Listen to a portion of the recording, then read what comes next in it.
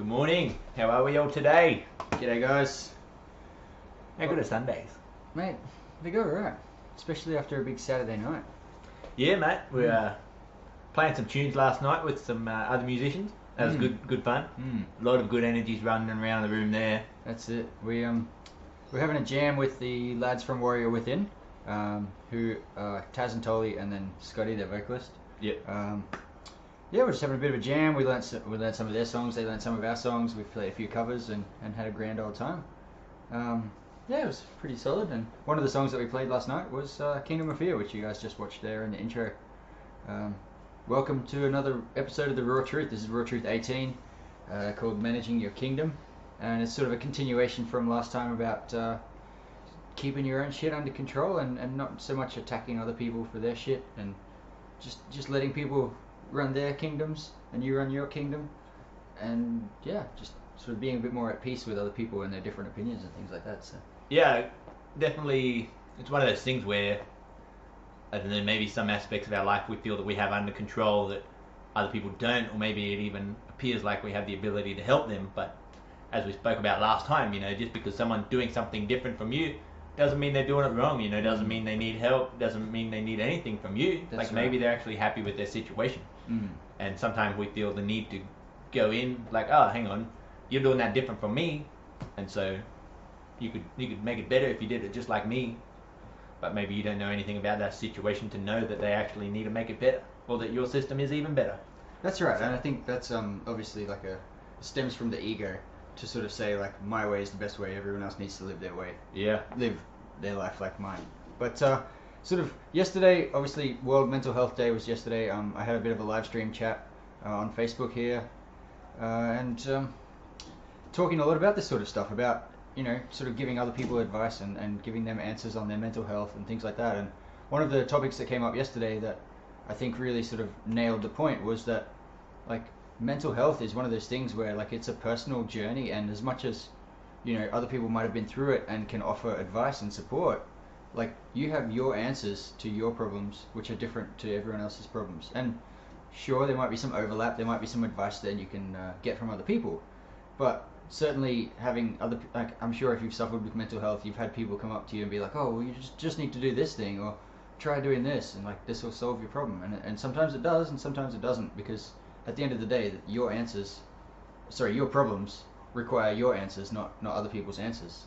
And obviously going the other way, we can often forget that and try and give advice to people without fully understanding their problems or their situation, and sort of we tend to find that we're giving advice and giving like you need to do this, you should do this, or try and do this thing this way, which is not always the healthiest thing to do, because people need to find their own answers. Definitely. And when you see it happening, other people, for example, like at work, whatever, you see someone come and get berated by another manager or whatever the case may be, I'm sitting there thinking like, you come and got up this person because you've seen a problem over there and you thought this person was handling the problem, but like in actual fact that person like been on lunch for the last 20 minutes, and manager comes and cracks the shit to this person, and then they're like, wait, what am I in trouble for? Like I wasn't even here, like you don't even know anything about this situation to come and tell me I've done it wrong. You're just looking at the result and assuming that like I produced that. Fair enough. And it's like sometimes we actually need a greater understanding of perspectives before we can come in and try and, like as you said, give that advice and give that support. That's right, to other people, because we don't know what's happened in the middle. All we see is an end result. Oh, we see someone sad, we see someone happy. We assume all the parts in the middle, and especially for happiness, because mental health, people talk about the look on their face, the ability to just go every day and be happy in the world, but then they come home and they have to face all these demons inside. That's right. And it's such a load of shit. The result does not anywhere match the middle ground. What's happening inside that person is completely different from what they're putting out. Oh, I see what you're saying. Like if we take the time, what you're seeing on the outside is not necessarily the whole picture. Exactly. Yeah. So we really got to take the time to dive inside people, and get to know them better before we can even consider giving them advice. And especially, I had a similar situation with my relationship last week. Like my missus's dog died, and like, I have no understanding of the fact that she has any connection to this dog because it lives with her parents, blah blah blah, and like, oh cool, like your dog died, cool, and at no stage did I take the time to learn anything about the relationship that was had with the dog, and like, oh shit, damn, it's pretty deep, Yeah. you know, as opposed to you seeing this dog like once a year. That's right. Why is it such a tragedy? I don't know, but now I know why it was such a tragedy that the dog died. So, yeah, that's me. Yeah, absolutely. Certainly. Sorry, I'm just doing some things here, but that understanding and empathy, which is something that we talked about last time, being a real sort of key ingredient into relationships with people, and not just obviously relationships as in the partner sense, but like just dynamics between two human beings. Understanding their situation or where they're coming from or their perspective is critical to actually being able to engage with someone in a healthy way, because otherwise, if you don't understand them, you're just going to come at them with your understanding, which might be completely different. One of the posts that I put up on Instagram this week is all about perspective. You know, it's the quote that I put up was, "If you change the way you look at things, the things that you look at change." And that's a quote by Wayne Dyer. But sort of the subtext behind that was that perspective is everything. You know, once you can look at a situation from various angles, rather than just through your own like still like emotional bias, you know, the world starts opening up to you, and people start opening up to you. And what you find is like this thing that you thought was, you know, it was this shape, this size, this color, and this situation. Once you start looking at it from different angles, you start to get more of an understanding of the 3D object, and sort of, you know, you're seeing like, oh, from this angle it kind of looks this color, and from this way, like, you can't actually see that like sharp edge or what have you. You know, like, you start looking at things from different angles, you start seeing a more complete picture, which wasn't always revealed from your single perspective. So Yeah. that's why, and you know, when you're engaging with other people, they might be looking at the same thing you're looking at, but they're looking at it from this way and seeing something completely different. So that's why it's really important to like gain multiple perspectives on issues, especially when they're really high emotional issues.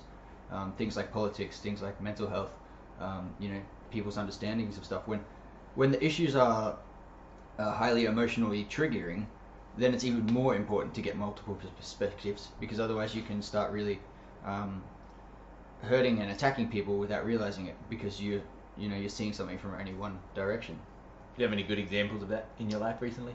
Not in my life directly that I can think of off the top of my head, but one of the things that is really sort of paramount with this sort of stuff is what's going on in America at the moment with, like, not so much this week, but like with all the riots and all that sort of stuff. You know, it's like a lot of people are looking at something from one perspective, getting really emotional about it, and then other people are looking at the same thing from a different perspective, getting really emotional about it, but nobody actually took the time to be like, let's have a conversation about what you're seeing versus what I'm seeing. You know, a lot of the case today is people just jump straight on the attack and saying, I see this way, you're seeing it opposite to me, you're the enemy, I gotta take you down. You know, it's like, well, hang on, what if we all talked and understood like which way we're seeing things? Yeah. Then you can start to get more of a clearer picture, and then it's less of an attack and more of a collaboration to figure out the issues at hand and some solutions to it, you know? And that's definitely like the whole concept of the album, you know, to go back on it again, you know, the whole red versus blue. It's like, if you're on opposite teams, you need to find middle ground. You know, if we're going to make progress as a society, even in yourself, if you have, you know, these problems, those problems, we've got to find something to bring everything together so we can move forward, so we can join ourselves, you know, we can join communities with other people. We've got to be willing to compromise something. We can't be all red, we can't be all blue, we can't be all black, we can't be all white. We've got to be a mesh of them all, and that's going to make us to be the most, you know, positive, forward moving. And really that takes a level of humility to be accepting of the fact that my ideas may be wrong. You know, it might be that you know something so much more than me, but I haven't even taken the time to ask you what you know about that topic, you know, that situation. Were you there? I don't know. Was I there? No, I only seen it from my angle. Maybe you were in the middle of it. Maybe it happened to you. And therefore you can only see someone else's perspective when you actually ask them, get on their side, and then maybe you can completely understand why they got the shits with you. You know? Yeah. Maybe you can completely understand why they're acting the way they are, but instead you're seeing it from over here, saying you're acting completely irrational about this whole situation, when in actual fact they're just acting on the best things with what they know. Maybe you're the one acting irrationally, or maybe everyone is. You Yeah. know? That's one of the things that even more so is like when you start getting an understanding of something through the lens of the media or through the lens of social media, like what you're talking about, if something happens and then you weren't actually there to witness it, you're getting an account through social media of what happened, or you're getting an account through the news of what happened. Those things already have another bias on top of the original perspective. So not only are you only looking at it from one perspective, you're now looking at it through somebody else's eyes through one perspective. Yes. You're getting second, third, fourth hand information, and then forming an opinion and emotionally reacting to that. Yeah. It's like, but you have no understanding of what actually happened at the moment. You weren't there. You weren't able to witness it and form your own perspective. And certainly things like social media and the media, not intentionally necessarily, but they do only provide one perspective. And it's quite easy to get emotionally reactive to that sort of thing. Yeah. Without delving deeper and going, actually, what happened here? And what's the other option? What's the other angles that I can look at this from? Yeah. That kind of just applies to life in general, I suppose. It does, and it definitely ties into the fact where it's so important to make your bed before going out into the world and trying to change it, because we've got to know where it is that we're coming from to be able to therefore go and discuss that with someone else. But we also need to be open to the fact that we're not the only person who's coming from a place. Other people are coming from their places. But we need to be grounded and accepting of that fact where, okay, I'm coming from here, but it may be incorrect. It may be that I have my own biases. And if we can really, especially when someone else is dealing with a problem and you think you're coming to them with a solution, like, what have you even got this solution? Have you got this problem under control? Like, if you look in yourself, you're telling someone, for example, how to get up and be excited every day. Like, do you do that? Or are you like just as miserable as them, except you got out of bed 2 hours earlier than what they did, and so therefore you're like, you should be happy when you wake up. It's like, well, and that's, you? Tying back into mental health and what I was talking about yesterday, was like, if somebody's sort of struggling with their mental health and you come to them with advice, like, have you got your mental health under control? To say, like, this is what you should be doing. Like I'm not saying never give advice until you're an expert. Like that's not what I'm getting at. But it's just I think one of the things that I talked to a friend a little while ago, and she gave me some really important information, or like I don't want to say a quote, but like just a little line to remember at all times, and that's like, don't go around shooting on people. Yeah, don't shoot on them. Yeah. Don't shoot on people. Don't run around saying you should do this, you should do this. Like you should, like ask questions, understand before you start shooting on people and giving them advice on how they should run their life. Yeah. Like through understanding, you can potentially get more perspective on the situation. So if you do offer advice, it's coming from a place of understanding rather than completely separated. Yeah. Secondly, by understanding somebody, you're developing a connection with them, and as I said, gaining more insight into the problem and their perspective. But also what you're doing by like asking them questions and beginning to understand them is you're giving them space to come up with their own solutions and their own advice. Like, we've all got a hell of a lot of like wisdom within us, like whether you believe in like spirituality and ancestral DNA and all that sort of shit is like irrelevant. But the point is, like, we have so many of our own answers inside us already from wherever, and I think often we forget that, or we just don't take the time to look for them. Yes. And as soon as there's like a little problem, we run to somebody else and say like, I've got this problem, what can I do about it? It's like, well, you've probably got the answer within you. If it's your problem, then you've probably got the solution to the problem because you understand the problem. Yes. But you have to obviously look for it and delve into it and journey into the problem and say, well, how did I get here? Start analyzing the situation. What's the problem? What's exactly the problem? And how can I work my way out of it? And by not shooting on people, you're giving them the space to understand their own problem a bit more and work through it themselves with your support, obviously, and encouragement and potentially some advice and information that you might give to them. But yeah, running around shooting on people is just not a good time. It's great for your ego. Yeah. But it's terrible for other people. Yeah. Just think about if somebody comes to you and says like, oh, you've got that problem, well, you should do this. Like 99% of the time, you'd probably bar up and be like, fuck off, man, don't tell me how to live my life. Yeah. Unless you specifically asked for advice. Yeah. I think it comes back to, again, what we were saying earlier about, the 3 ways to sort of discuss things with other people to give them instruction. If we're supporting someone, we're giving advice to someone, or we're actually instructing someone, you know, depending on how that person's relationship with us is, and how we have a perspective or a level of knowledge on that topic, you know, can really shape the way or format the way that we can support that person or to give them instruction. For example, so just before you go into it, so explaining that in a little more detail, Wally and I were talking off camera before about like giving advice or helping somebody, rather, not even giving advice, but helping someone, right? There's like sort of multiple ways you can do that. The first way that we often default to is instructing them, telling them what they should do. You've got this problem, you should do this. You know, maybe a less aggressive way of helping somebody is giving them advice if they ask for it, and saying, well, like, have you tried this? Or when I did that thing, when I had that problem, I did this advice. Maybe that would work for you, you know? So that's kind of like a softer, less aggressive way of saying, you know, you should do this. But the third way is kind of what I was talking about just before, about understanding them, giving them the space to find out their own solution, and just supporting them through that. Yeah. You know, and maybe guidance a little bit, maybe giving them some information that they didn't have before, but generally just supporting them and saying like, hey man, I'm here for you, I'm understanding your problem, but I believe you can get through it, and I'm gonna like be here as a sounding board to help you get to your own solution, you know, help them on their journey. So that's kind of like what we were talking about. It's like you can instruct, you can advise and guide, or you can just support. But yeah, so sorry, back to your example there. Yeah, just before I go into it, like, I want to know from you guys, you know, if you have people in your life who are shooting all over you, or people who are really good at support. I find that, you know, often maybe parents do a lot of shooting on their children, and that's because they're looking out for their best interests. But maybe it doesn't always come across that way, because you do get, obviously as you get older, you become an adult, and your parents are still shooting on you. Maybe you're 20, 30, 40, whatever. Your parents are still trying to tell you what to do and how to do it. They don't give you that space to grow, you know, and become your own person. So it's parents and probably relationship situation partners that might feel compelled to give that instruction, you know, in a very unsupportive way, not trusting that you are capable to figure that out. It's unempowering is what it is. It really does. It's like taking the power away from them and saying like, I have the answer for you, do things my way. Yeah. So let me know if you've got any situations like that.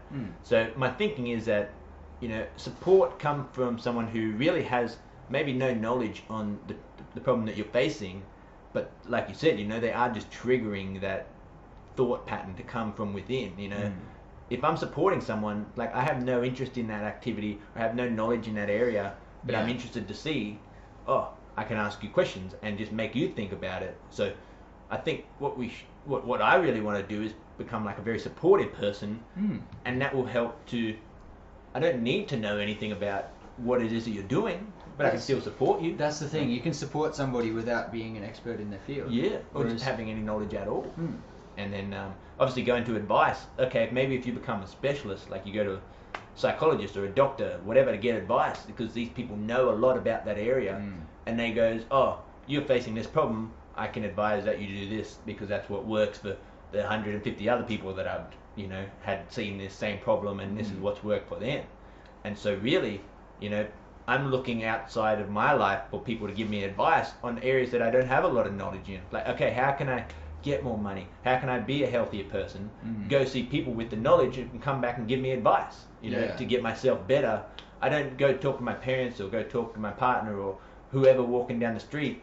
I mean, sure, they're like supportive. They're like, you know, what are you going to do to make more money? What are you going to do to be healthier? You know, they're asking those questions where I've got to sit inside and think, and then I come to the realization I don't know, so I've got to go find a coach, you know, go find someone who can advise me on how to do that. Sure. You know, and then we go to work and we get instructions from our boss or whoever the case may be, because it's their goal that they're trying to achieve, and I'm there to be a minion or to be a worker to help them achieve their objective. And so they're like, to be on this team, I need you to fulfill this role. But if they're good at giving instruction, they'll actually be supporting me to become a better person. Rather than instructing you. Yeah, instead of like, go move these yeah. boxes over here, it's like, what should we do today to make more space? Like, well, I think I'm going to move these boxes over here. I guess that's the difference between like a leader versus a boss. Yeah. You know, boss will tell you like, go do this thing. You know, you don't need to know why. You don't need to know the thought behind it. Just go do the thing. Whereas a leader is somebody that does. It encourages you to think for yourself and teaches you how to manage your own shit. Yeah. And manage your own work and do your own stuff. You know, that's solve your own problems as well. Yeah, that's right. That's sort of the next level after that. But especially from internal, when we talk about mental problems, mental health, dealing with negative voices and all the stress that's come into our life. You know, we live inside this temple. You know, we're the ones responsible for cleaning it out every day, make sure it's functioning.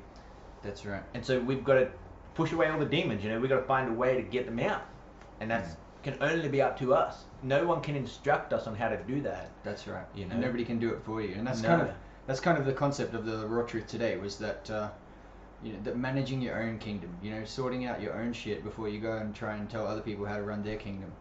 You know, before you try and instill your practices onto everyone else. It's like, get your own shit under control. You know, not to say you can't support other people, but running around shooting on them when, you know, telling them how to manage their shit when you don't have your own shit sorted, it's like, it's not a great way to be, and it's very ego driven. Yeah. You know, and that's the downside of the ego, is that you often, when you're controlled by it, you run around telling everyone else, this is what you need to do, this is how you should do it, and it's like, but you don't even have it under control yourself. Yeah. Do you have any good examples of people in your life who give you too much instruction, or feel like they know more about the things the problems you're facing? Well, not so much at the moment, because I've separated myself from those kinds of people. Okay. Yeah, that's good. For the most part, like those sorts of people that were in my life telling me what to do and how to do it, I'm like, well, I don't need your advice, man. And that's often what happens, is like you just get the shits with everyone else telling you what you need to do, and you're like, no, man, like I know what I need to do. I'm gonna sort my own shit out my way, and you know, maybe that's my own ego fighting back, but like at the end of the day, like this is my kingdom, not theirs. And if they keep telling me how to run it, I'm just gonna get them out of my kingdom. Like, fuck off. I don't need you around here, you know? We want support players inside ourselves, you know? We want support for our kingdom, not other people trying to run it for us. Yes. You know? But, like, you know, people like parents, for example, are really good at that. You know, I've had friends and relatives and partners and things like that have done that sort of thing, and you just sort of get the shits with people doing that, as I'm sure you guys do as well, you know? What about yourself? Like, well, I mean, I've done a similar thing. It's like, okay, we're removing all the should people, we're removing all the instructors that are instructing on how to live my life. You know, going to work, going to certain places, being someone else's minion at work is what I'm there to do. I'm there to get instruction, you know, but how I'm within the frame of work. Exactly, right. Like how I'm going to find a way to wake up every day with my alarm, how I'm going to find a way to eat healthily, do this, do that. You know, a parent or someone else at work or, you know, wherever they may be, they're not going to be the one to instruct me on how to fix that problem, you know. And that's one thing I find a lot of motivational people talk about. They give advice and things like that, and people try and ask them specific questions. Like, oh, you know, how do I get up with my alarm like you do every day? It's like, well, they just do it because they're looking at it from a different angle. Whatever reason, you don't really want to get out of bed when your alarm goes off. That's inside you. You know, there's nothing that they can say that's going to change that. You got to change the voice inside your head. Yeah, like them giving you this advice. There's no like cheat for that. Except for that specific example. There's no cheat that somebody else can say like, oh, when your alarm goes off, do this thing. It's like no, like that's an internal battle between you and your own mind, saying like, oh, I just want 5 more minutes of sleep. Yeah. Like nobody else can win that battle for you. No. And like that's like nobody can give you the tool to like. There's no hack. Yeah. There's to like get over that. It's like that's just on you, man. Like yeah. And same thing, especially for health. You know, when we talk about making food choices, poor food choices, good food choices, people want to talk about, oh, you know, how do I not feel the need to eat this shitty food, or how to, it's like, well, the food's got an attachment to you, or you've got an attachment to the food, whatever that reason is. If it's the taste, is it the appearance, is it the time of day, is it you know, you get lazy, you get bored, whatever. You know, if you look at the reason why you're overweight, sure, you can go get advice on that. But no one can instruct you until nobody can stop you from putting the food in your face. That's right. It's all inside here. You've got to find a way to look at the problem, realize what it is, and then I can go ask other people about their problem. Oh, who else has faced this problem here today? You know, like, oh, I found a guy. Okay, we can discuss that. So how did you get through it? Yeah, and then he can support me. He can advise me because he's now become better at that than I. And that's one thing I've really tried to do in my life. Who is doing the things I'm doing, whether it's finance, health, drums, music, business, whatever, like, who's pegs above me that I can go and get advice from, you know?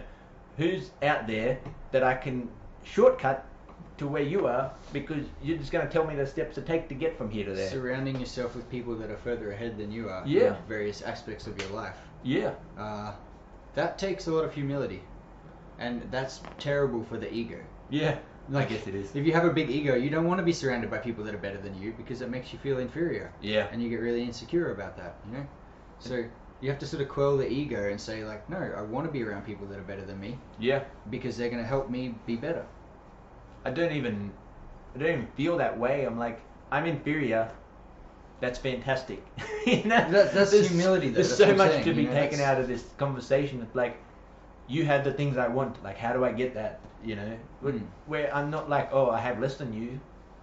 Like, that's the point. That's why I'm here, you know? That's right. But that's what I'm saying. Like, ego and insecurity is all like, no, I want to surround myself with people that are worse than me, so I feel like the king. Yeah. In a shitty kingdom. Yeah. But at least I'm the king. Yeah. You know? Because, like, you don't want to be, like, the second in charge or the third in charge. It's like... but that's just the ego, you know, trying to trick you into staying where you are and not growing and not changing and not dealing with your problems. You're like, well, if I'm the king, like, I'm good. Yeah. I'm at the top. Yeah. I got nowhere else to go. It's like, yeah, you might be the king of your little group, but you might be the king of, like, you know, the thing at the bottom. It's like, is that really where you want to be? Yeah. That's one thing I find a lot, you know, especially on like drum videos or drum playthrough videos on YouTube, whatever the case may be. You look at the comments, or you watch interviews with musicians, and maybe people ask like, oh, you know, how do you get so good? People basically fanboying. They actually want like the cheat sheet on how to get to where they are. And like the response 99% of the time is like, I just have to do it every day. You know, how did I become such a great drummer? Like, I sat down and drummed every day. People are like, oh, how do you do that? Like, well, I just had to do it. You know, I can't give you the steps to become like a world famous musician if you don't put in the work like I have. You know, like all the people who have come before me have. There's no cheat steps to be able to leapfrog hard work. You know, whether it's internal or whether it's external skills, whatever it may be. Yeah. You know, people fucking watching around YouTube videos, and the YouTube videos like how to double kick at 200 beats per minute, or how to get 6-minute abs, you know, for the health thing. It's like, no, you don't just get 6-minute abs, like, from sitting up for 6 minutes a day. No. You know, you don't just lose 10 kilos from doing protein shakes for 2 weeks. You know, it's hard repetition. Yeah. Do it every day, you know. Again, coming back to my discussion yesterday around World Mental Health Day was same thing. Like, getting over your mental health is not something that you can just, like, oh, I'll go see this psychiatrist one time, or I'll just like get this like little hack thing, and the problem will be solved. Yeah. It's like mental health is like physical health, and this is kind of what I explained yesterday. Mental health is like physical health in that it requires maintenance forever. Yeah. Like you can be healthy and exercise every day and eat really healthfully for like 10 years, but as soon as you stop, your health's going to start to decline. Yeah. Like, you have to continue to maintain it on a daily basis. You have to continually eat good food, continually do some exercise, you know. It's like forever. It never stops. Yeah. And same with your mental health, you know. Like, if you want good mental health, you need to maintain it every day. Yeah. Forever. You're not going to just, like, yeah, I mean, you can go hard for like a year and maybe get out of like a depressed situation or get over some anxiety. But over time, if you do nothing about it and default back to the way that you were living before, you're going to end up back in the same situation. Yeah. You know, it's an ongoing process of, like, you just have to show up every day, and like you say about, you know, learning to double kick, or, you know, getting better at an instrument, or fucking anything. It's all about showing up every day and putting in the time. Yeah. That's the only way you can get better at something. There's no, like, you can't buy the success. You can't buy skill. No. You can't buy health. No. You can't. Like, there's no cheat way to get there. It's an ongoing process. Yeah, man. And just moving back. But that's awesome as well. That's, to me, you know, that's the purpose of being alive. And I sent out an email this week to the people on our email list, and we asked some questions. You know, and one of the questions was, you know, what is your purpose on Earth? You know, what is the purpose for your life? And for me, over the last couple of years, it's sort of been refined to forever being in pursuit of like a better version of myself. And what does that mean? Like, well, that means all the aspects that make up who I am, like finance, music, relationship, money, whatever the case may be. Like, how do I just move them all forward each day? You know, and that means tending to things, maintaining things, investing in skills and growing, really having to apply myself. And it was really interesting to get some emails back from some other people talking about their purpose on Earth, because maybe some people don't feel like there is a purpose. Maybe they just think we're here to die, you know. I don't know, we're here to breathe oxygen and die. Like, what do you think? You know, what's your purpose on Earth? What have you heard? I'm sure there's some people who've had some, like, ridiculously humorous purposes, and they just, maybe when you look at it, like, that doesn't even make sense, you know. You look at other people like they're a waste of oxygen because they're not servicing anything. But that comes back to what we were talking about before, about, you know, other people have different perspectives and different priorities. Yeah. You know? Just because you think that their purpose is dumb or like it's not what you want to do, like, it doesn't make it wrong. Yeah. And certainly flipping that on the other way and being confident in your own purpose. Yes. Yeah? And not caring what other people think if they think it's dumb. It's like, well, from my perspective, it's not dumb, and that's what I want to do. Yeah. You know, and like you even get that, like, being a musician. You know, you're like, hey, I want to be a musician. I want to, like, you know, be a full-time musician and not have to go to another job. I want music to be my job, my career.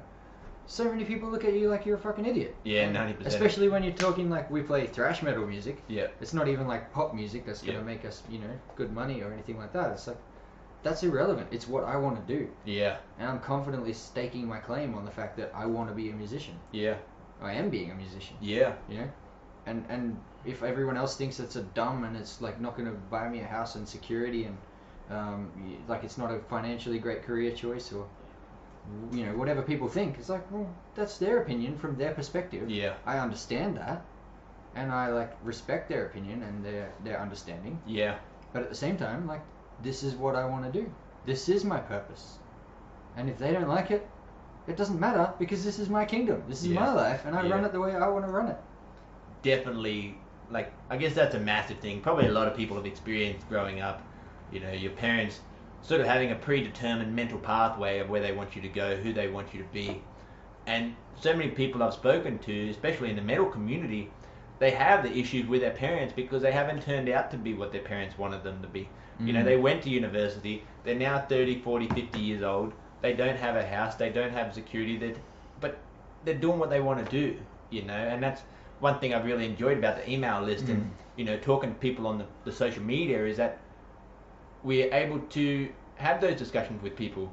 We're able to realize that there's more to the world than what our parents showed us there was. You know, our parents said, oh, we need you to go to university and buy a house and have a family and be secure. And my parents worked really hard to provide us with those opportunities. But as soon as we left school, we both just, we want to do music. You know, this is better than any dream you're trying to sell us. And it does cause a lot of tension. But it's tension from, like, our parents not knowing or not understanding where we're coming from. And I guess for me, in the last year or so, I've really had to change that perspective of my parents to go, all they want to do is see me be safe and secure, but they see me traveling down an unsafe and unsecure pathway, so therefore they feel the need to protect me because maybe that's not a good plan from their perspective. In actual fact, you know, I'm working my ass off to make this pathway safe and secure and to make me happy and do these things and doing exactly what it is that I want to do. And now it's my job to relay that perspective back to my parents, knowing that they're coming from a place of support and care.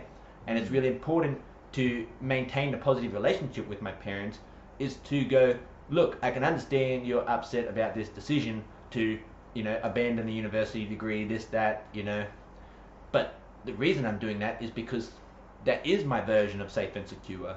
Your version of safe and secure is house and family and mortgage. You know, our generation looks at mortgages as like the dumbest thing you can do, because it just, like, why would you trap yourself into something in your early 20s that you don't get to get out of until you're 50, and then you work for a little bit and then you retire and you're stuck on a pension?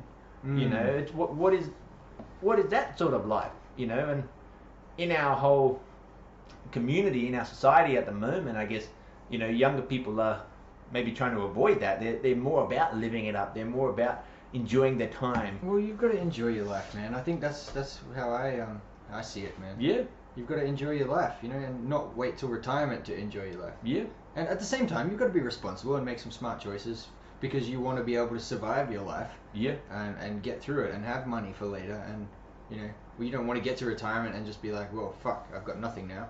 You know, it's not. You don't want to shit on your future self. Yeah. But at the same time, like, you don't want to shit on your present self completely either. It's a balancing act. It's a balance there. Yeah, absolutely. You've got to save a bit for your future, but at the same time, enjoy your life now.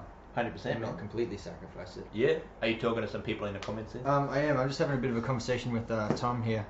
One thing we were talking about is just on the idea of music and being a band and doing it. So Tom was talking about how he would love his art to be his job, but there's not enough money in it. You know, and we just sort of spoke about, like, you know, well, whether there's money in it or not, would you do it with your time? Like, yeah. Even if you make no money from it, you'd still be doing it, right? Yeah. And he said absolutely, like he would never not do it. And that's like, well, that's your passion. That's your answer. purpose.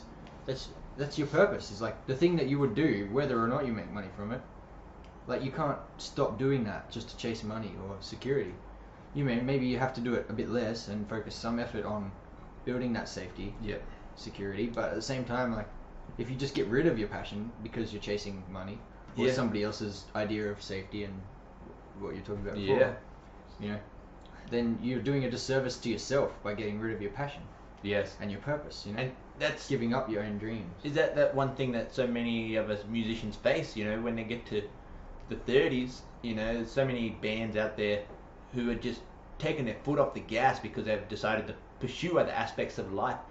And they talk about the days when they used to be in the band, they used to have all this fun doing what they wanted to do. But then maybe they invited someone else into their life. Maybe their parents had broken through their passion barrier and really convinced them that it's a pipe dream and it's not going to happen.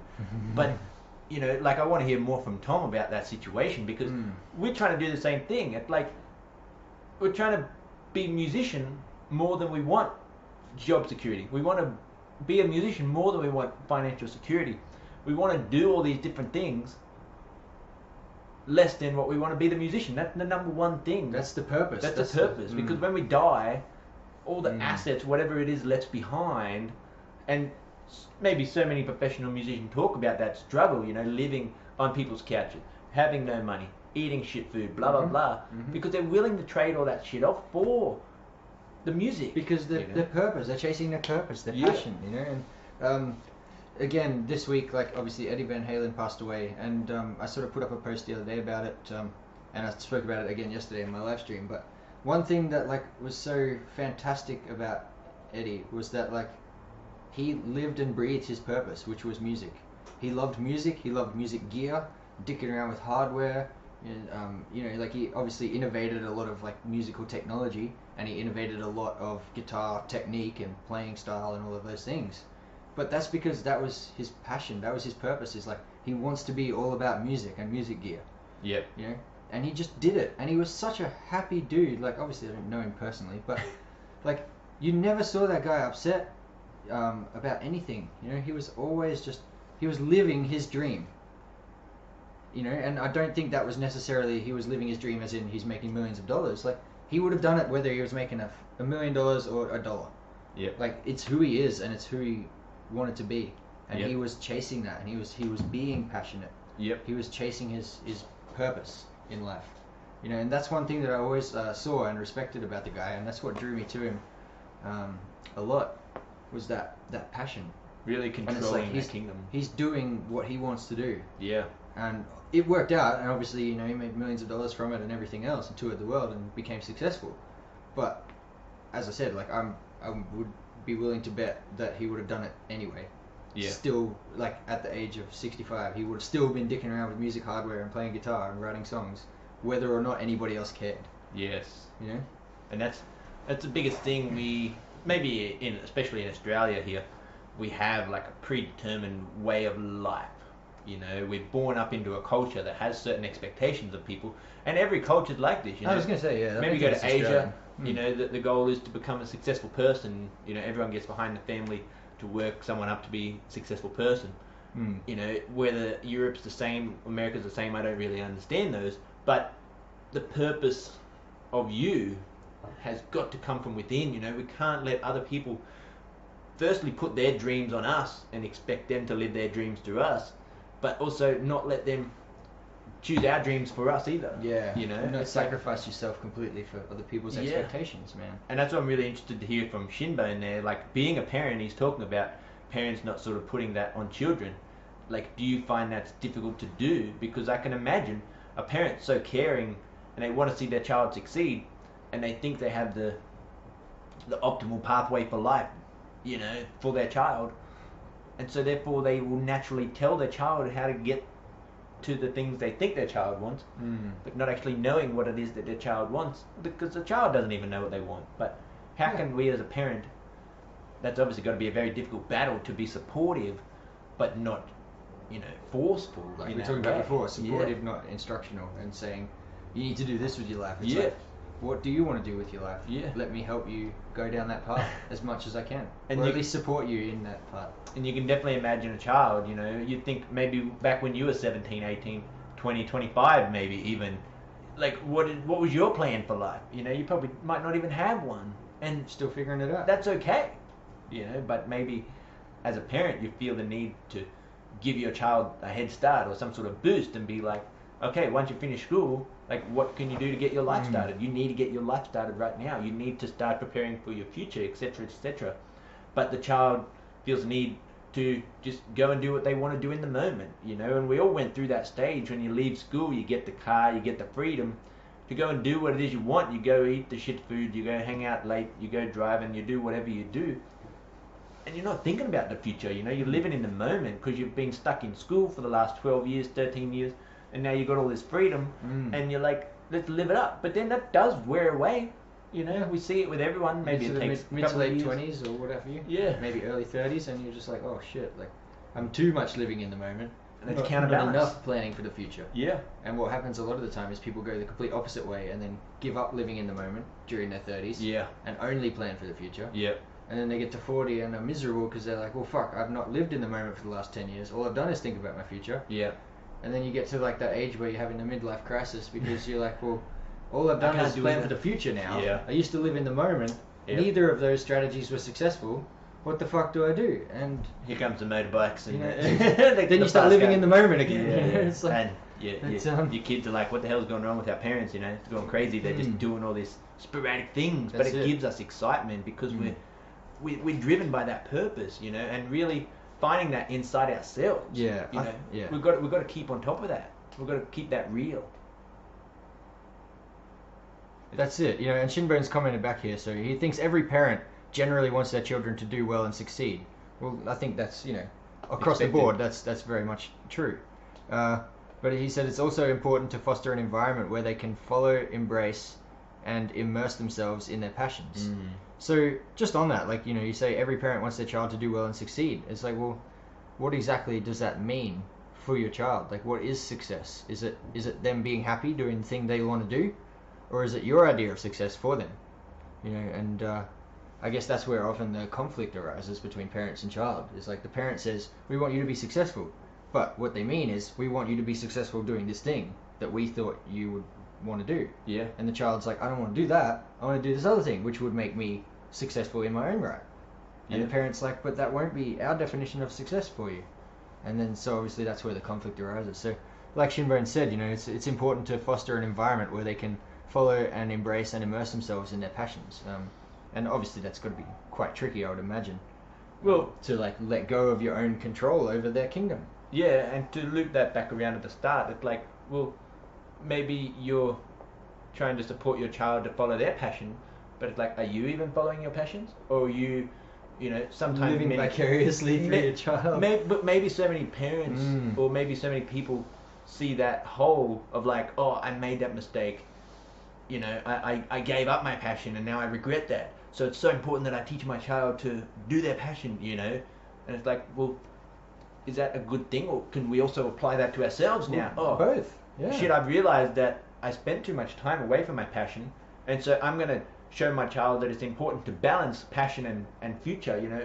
balance, passion, and life, whatever it is that we need, you know, those human necessities that we need to fulfill, but also having enough enjoyment and excitement and happiness in our life. That's the best environment to operate in, you know. For me, that's what I'm trying to create in my life. How do I not become homeless trying to become a musician, but how do I still prepare for a future, you know, still prepare a relationship, still prepare all these things whilst pursuing this imbalance, you know, to move all the different departments of my life forward. And I think that's really a struggle that I face with as well, trying to make sure that we're doing but also living, you know, we're preparing but also enjoying. That's right, yeah. But like you're saying about you know, as a parent, like maybe you gave up your passion and you're trying to instill in your child that it's really important to do that. Well, like we were saying before about support versus instruction, is like, is it not better to be the example? And like, if you want your child to balance life and passion, the best way to do that would I would imagine, would be to balance the life and passion in your own life. Be in that pursuit. And like, it doesn't matter if you're fucking 60, like you can still chase a passion. Yeah. I was actually talking to a guy at work the other day, like one of our customers. He was late 60s, I think, maybe just 70. And for the last 5 years, he's been getting into painting like portraits, and like he was really fucking talented.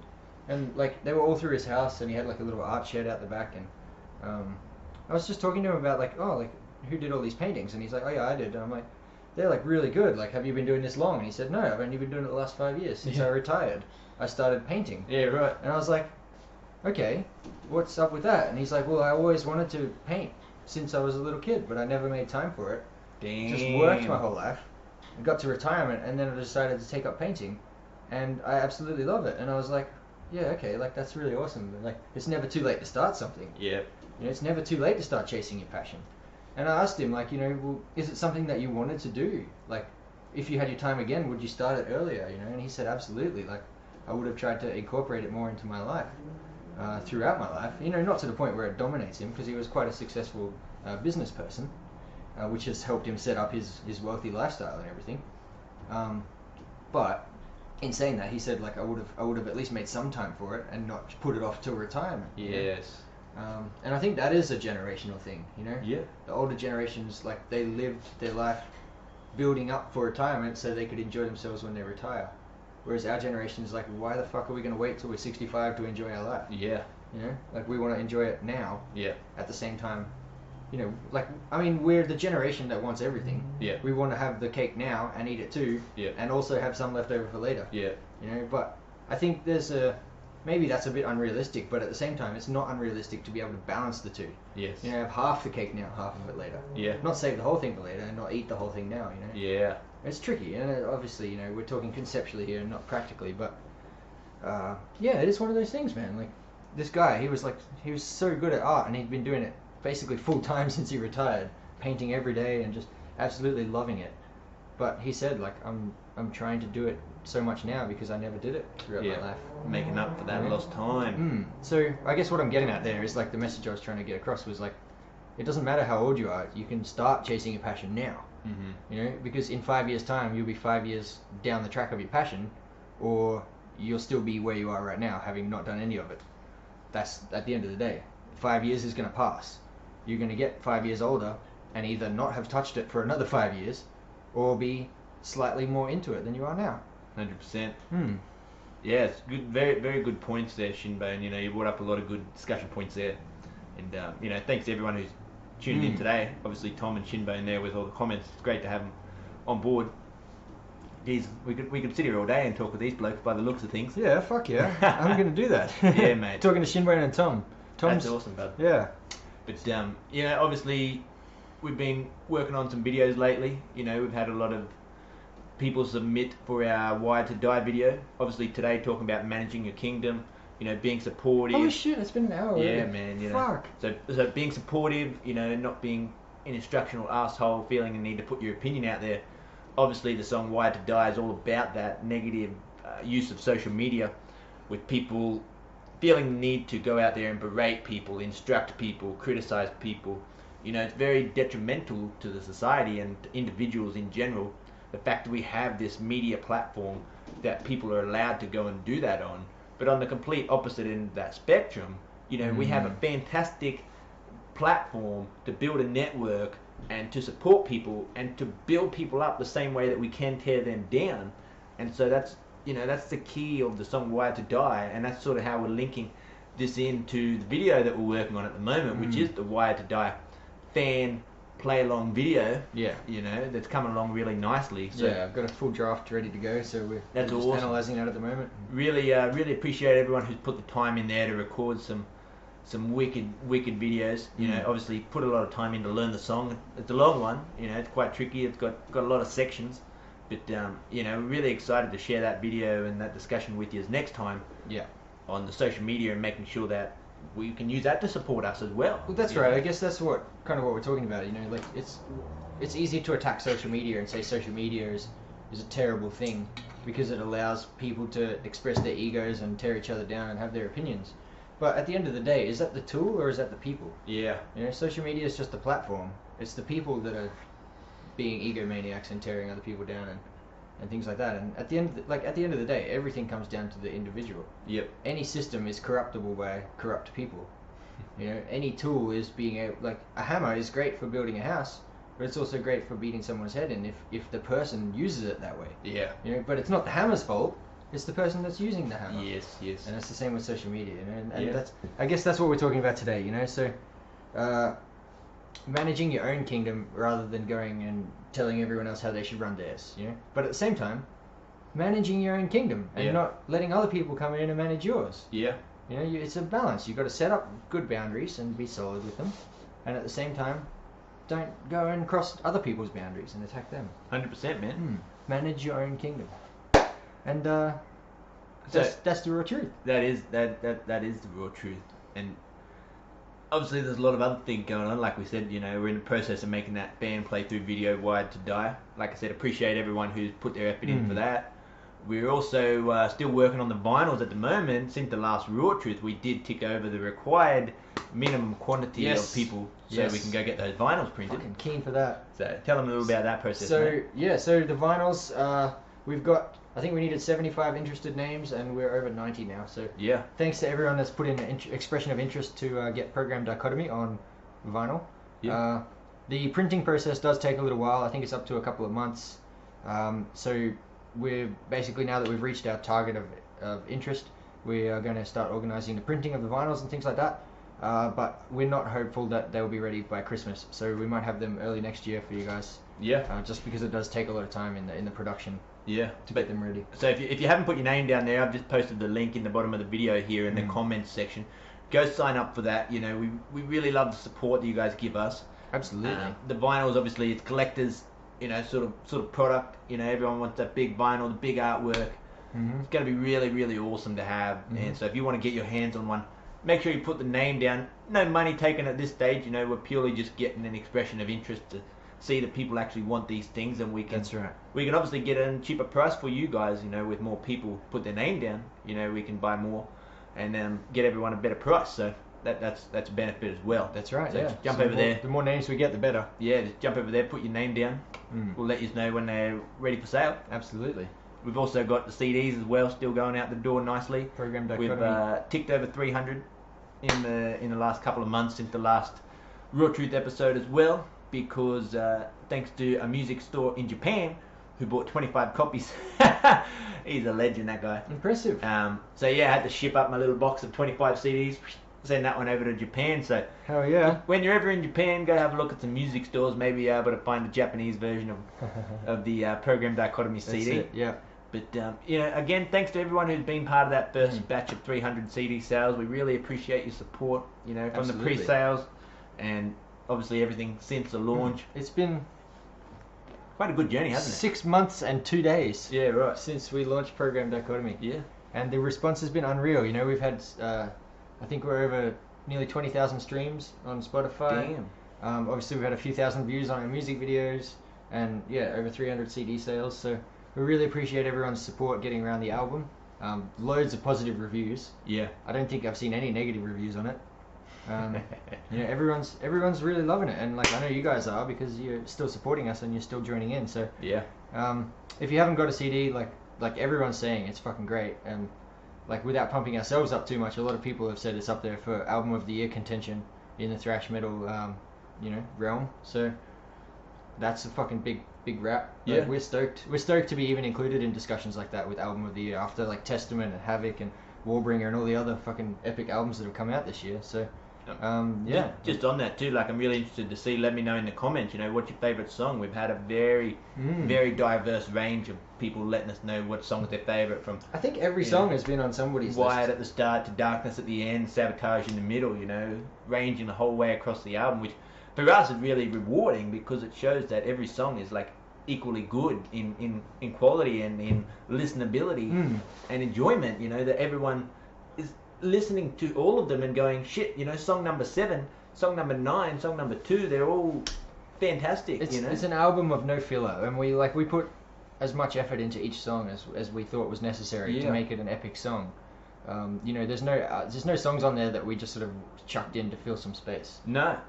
So it's great to hear people really appreciating that. And that's a good way to put it. Getting behind it, I didn't want to. What's the point of putting out an album if some of the things on there are not your best work? That was a really big part for me. Every single one of these songs need to have the same amount of care and attention and detail and crispness and fantastic drumming on it for me. Like I can't be like, well, song number 7, like it's down the bottom of the album, so it doesn't really need to be as good as number 1, number 2. Like that absolutely need to be as good as number 1 and number 2. Yeah, we weren't making like 3 singles and a bunch of filler tracks to support the singles. We were making an album, start to finish. We wanted every song to be its own little journey and its own story and its own epic piece of music. So, personally, I know we feel that we've captured that. But it's, as I said, it's really good to see other people believing the same thing and really getting behind it. So thanks to everyone that's got that. If you haven't got a CD, I don't know how much more we can pump it up. Get the fucking CD, honestly. Hit us up in the messages, hit us up in the comments, jump on Bandcamp, however you want to buy it. Get Program Dichotomy in your life. Yep, that's it. And then also with the CDs, we've got the shirts, obviously, the stubby coolers, the hats. Still got the Venom Head merch as well from the single. We got the bottle openers. We've got the shirts as well. So if you want any of that stuff, jump over to Bandcamp, and you can get yourself some merch items. It's coming into winter now for us in Australia, so we're definitely. No, it's not. Coming into summer, so we're not getting singlets. I'm just saying, moving out of winter.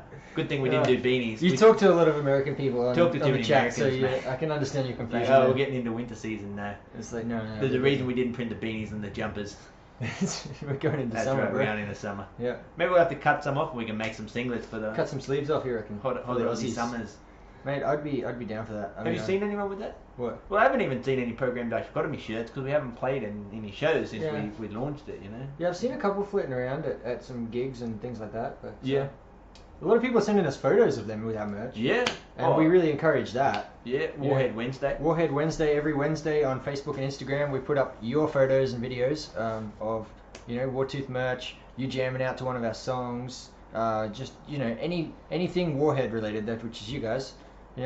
We're sharing that stuff every week on Wednesdays. So make sure you get us your photos, your videos, your reviews, whatever it might be.